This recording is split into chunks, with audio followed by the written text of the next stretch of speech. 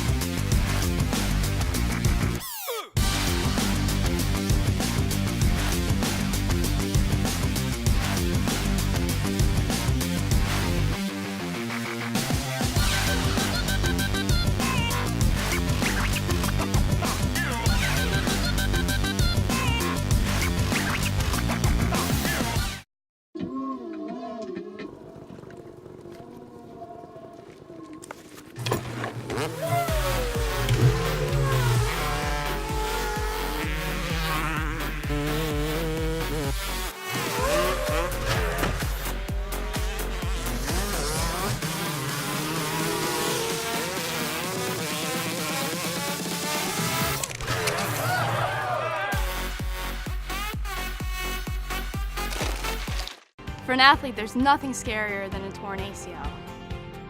Athletes trust us with their care and their careers because we're a recognized leader in sports medicine. Get back to your active life sooner with MedStar Sports Medicine. Wise Market's ice cream plant is based in Sunbury, Pennsylvania, and locally owned and operated. We've been making our ice cream for nearly 50 years. We create roughly 70 flavors of ice cream right now. We use local ingredients, especially our cream, which is from our milk plant. The cream is what gives our ice cream a rich and creamy texture. Now, together with our customers, we've created a product called Peanut Butter Indulgence, which will be coming out this summer. It's a peanut butter ice cream with sea salt caramel swirl, chocolate-covered pretzel. How can you go wrong with that? Personally, I love our ice cream. If you come to our house at any given time, you'll find at least 5 packets of ice cream in our freezer. Our kids grew up eating Wise quality ice cream, and now we get to treat our grandchildren to it. It's been a pleasure for me to be tasting ice cream for over 40 years for Wise Markets, and I'm loving every minute of it. Welcome once again to another edition of the Tiger Football Report. I'm your host, Spiro Morekas, joined as always by the head coach of the Tigers, Rob Ambrose. And this past Saturday, the Tigers took the short trip down 95 to take on the Terrapins of the University of Maryland for just the second time in school history. And Coach, I know you had high hopes going into that game, but whenever you play these FBS schools, you always know going in that you're at a disadvantage. They've got 85 scholarship guys. You've got 63 scholarship guys. Their recruits were more recruited than your recruits. But you always think, hey, we got to play. It's 60 minutes. You never know what's going to happen. And unfortunately for the Tigers, the Terps came out, and they came out strong. Oh, they did. And that was to be expected. Anytime that you're going to play a Money 5 team, that even to have a chance to stay in the game, you're going to have to, 1, force turnovers, and 2, be almost perfect on offense. And we didn't do either one of those things. We didn't force any turnovers for, the first time this season.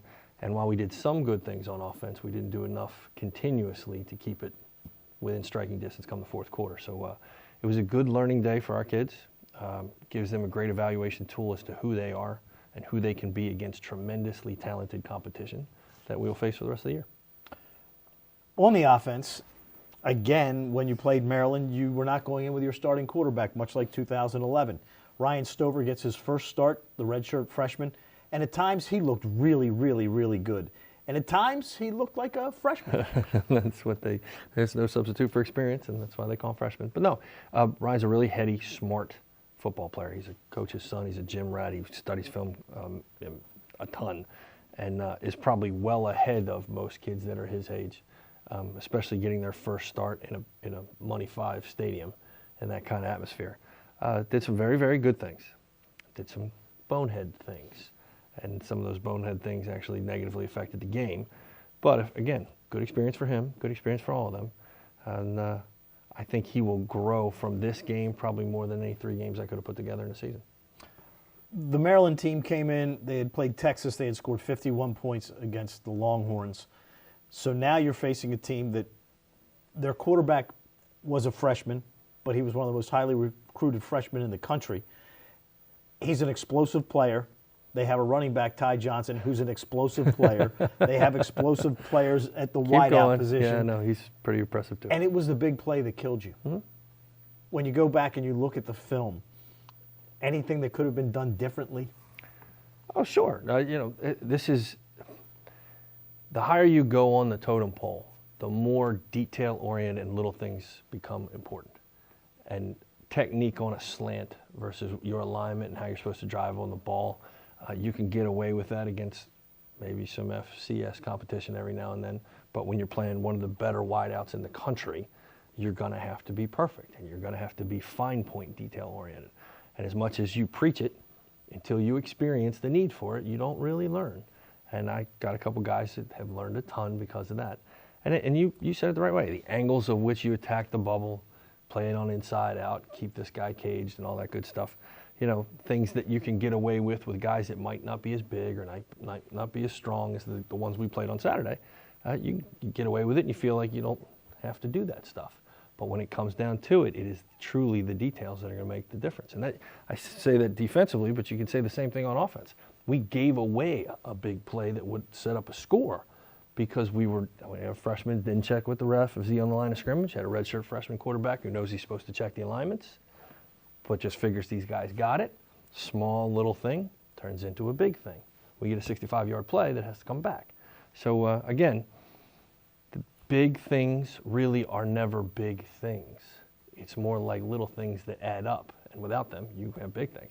I think our kids really finally got those are the lessons we needed to learn. Thank you very much. Moving forward. On the offensive side, one thing that we have not seen in the first two games is Shane Simpson getting any of the big 20-plus yard plays. What is it? Is it the teams are just keying on him? What is it about Shane that he hasn't been able to break anything those first two ball games? It is a combination of having those new starters that are still kind of feeling their way around up front, having 9 guys in the box on defense, and I'll be honest, there's at least 2 or 3 big opportunities that Shane missed, and it's a combination of all 3. The gelling and the continuity of those 11 guys, which is starting to show itself a little bit. We got stifled completely in the run against Morgan. We didn't get stifled completely in the run against these guys, but we're also doing our best to put them in position to be successful versus who we play. I'm not going to throw Shane Simpson. He's not Darius Victor. He doesn't hurt you when he runs the ball. So we're not just going to throw him in there against a wall and hope it works out okay. We're going to work to put him in a position to be successful too. So I'd say it's a little bit of who we aren't or haven't been yet, and a whole lot of who we had to play against and how they play, both schematically and physically. We're not going to line up and just hand the ball off and run into a wall. No, we're going to do what we got to do to have a chance to win. Well, the Tigers' Maryland portion of their schedule, playing Morgan and the University of Maryland, is now over. The non-conference schedule has one more game left. That's against St. Francis of Pennsylvania this coming Saturday. Join Coach Ambrose and I later on in the week when we discuss the game against the Red Flash.